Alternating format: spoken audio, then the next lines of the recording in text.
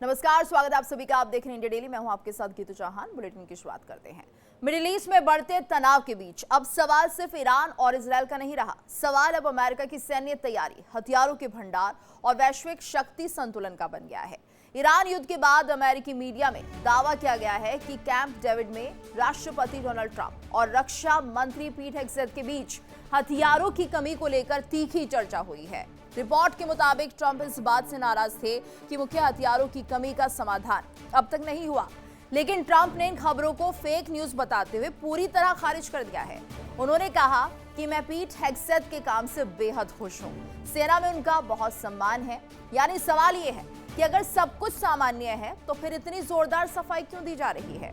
और उधर दूसरी तरफ इजरायल ने लाल सागर से लेकर भूमध्य सागर तक बड़ा शक्ति प्रदर्शन किया है।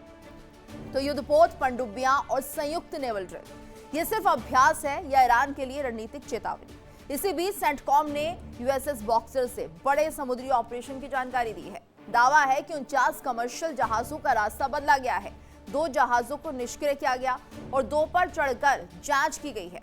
इसका मतलब साफ है कि हॉर्मुज और आसपास के समुद्री मार्गों पर दबाव बढ़ रहा है और ईरान भी पीछे हटने के मूड में नहीं दिख रहा। तो राष्ट्रपति मसूद पेजेश्कियान ने कहा कि पश्चिम को उम्मीद थी कि दबाव में ईरान ढह जाएगा, लेकिन ऐसा नहीं हुआ। उन्होंने ये भी माना कि तेल प्रतिबंधों की वजह से विदेशी मुद्रा की कमी और आर्थिक मुश्किलें बनी हुई हैं। और सबसे बड़ा संकेत इजरायल के ऊर्जा मंत्री एली कोहेन के बयान से आया है। उनका कहना है कि अगले 3 से 4 साल में ईरान और हूती खतरे को खत्म करने की दिशा में काम किया जा रहा है और खाड़ी देशों से भूमध्य सागर और यूरोप तक एक नए जमीनी कॉरिडोर पर चर्चा हो रही है। तो सवाल यह है, क्या अमेरिका अपने हथियारों के दबाव को छिपा रहा है? क्या इजरायल समुद्र से नया रणनीतिक मोर्चा खोल चुका है?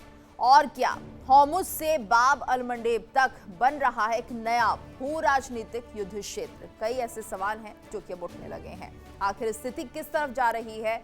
क्या कुछ जो वक्त है वो करवट लेता हुआ दिखाई दे रहा है? आने वाले भविष्य में ये बाकी देशों के लिए किस तरह से असर करेगा? ये तमाम सवाल हैं जो कि उठने लगे हैं। और वहीं इस बीच एक बड़ी खबर, ट्रंप ने हेगसेथ से टकराव की खबरें खारिज की है। तो ट्रंप ने हेगसेथ से टकराव की खबरों को पूरी तरह से खारिज कर दिया है। ट्रंप बोले, फेक न्यूज बेबुनियाद अफवाहें फैला रही हैं। रक्षा मंत्री पीट हेगसेथ पर पूरा भरोसा उन्होंने जता दिया है। कैंप डेविड बैठक में हथियार भंडार पर बहस की खबरों को उन्होंने गलत बताया। दी वॉशिंगटन पोस्ट पर भ्रामक रिपोर्टिंग का आरोप भी लगा दिया। ट्रंप बोले, हेगसेथ सेना में बेहद सम्मानित हैं और ऐसे में किसी तरह से टकराव की स्थिति नहीं है। बहुत ही साफ शब्दों में पोस्ट के जरिए उन्होंने इस बात को रखा है। दी वॉशिंगटन पोस्ट पर उन्होंने भ्रामक रिपोर्टिंग का आरोप लगा दिया है कि गलत खबरें फैलाई जा रही है दी वॉशिंगटन पोस्ट के जरिए। तो ट्रंप बोले, हेगसेथ सेना में बेहद सम्मानित है और उनके साथ ना कुछ शिकायत है, ना ही वो कोई ऐसा काम करे जिसके चलते उन पर कोई कार्रवाई हो। तो तमाम तरह की जो खबरें उड़ाई जा रही हैं वो गलत है। और हमारे साथ मेहमानों का खास पैनल जुड़ चुका है, इसी को लेकर हम चर्चा भी करने जा रहे हैं। हमारे साथ रिटायर्ड ग्रुप कैप्टन आशीष सहाय जी जुड़े हुए हैं, डॉक्टर अजिताभ सिंह जी जुड़े हुए हैं, विदेश मामलों के जानकार मनोज कुमार जी जुड़े हैं, भू राजनीतिक विश्लेषक। आप सभी का बहुत बहुत स्वागत है। तो देखिए, जिस तरह के हालात बने हुए हैं, ग्रुप कैप्टन आशीष सर, हम देख रहे हैं कि अभी फिलहाल भविष्य में कोई भी स्टेबिलिटी दिखाई नहीं दे रही है, बल्कि कई मोर्चे खुल चुके हैं और कई तरीके से अब इजरायल हो, ईरान हो, अमेरिका हो, जो सोच है उनकी वो अब आगे बढ़ रही है। किस दिशा में ये सोच जा रही है, क्या लग रहा है आपको? जय हिंद गीतू। डेफिनेटली ये बहुत कॉम्प्लेक्स है। जब 28 फरवरी को अटैक्स शुरू हुए थे उस समय एक स्ट्रेट वॉर था बिटवीन 3 नेशंस, 2 वर्सेस 1।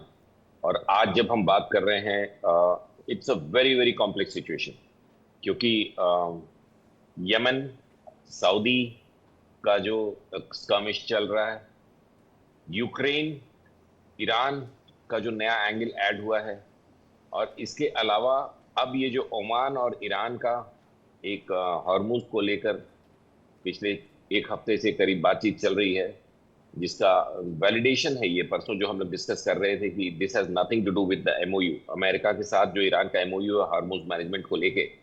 तो आज की तारीख में स्थिति बहुत डिफिकल्ट है। अभी latest as we are talking, Iran की प्रेसिडेंसी के किसी मेंबर ने, सलेनी या कुछ नाम है, उन्होंने 4-5 पॉइंट्स रिलीज किए हैं, रादर लीक किए हैं, जो उनकी सिक्योरिटी कमीशन, ईरान की जो सिक्योरिटी कमीशन है, सुप्रीम सिक्योरिटी बॉडी है, उसके सामने रखे गए हैं फॉर कंसिडरेशन, वो बहुत ही इंसल्टिंग है, क्योंकि उसमें ट्रंप के सारे जो रिक्वायरमेंट्स थे उसको ओवरलुक करते हुए इन्होंने सिर्फ 3 मुद्दों पे बात करी है। देखिए इंडिया डेली 24/7 अब आपके स्मार्ट टीवी पर। इंडिया डेली मौजूद है सभी डिजिटल प्लेटफॉर्म पर लाइव और लगातार। इंडिया डेली 24/7 हर दिन राष्ट्र को समर्पित।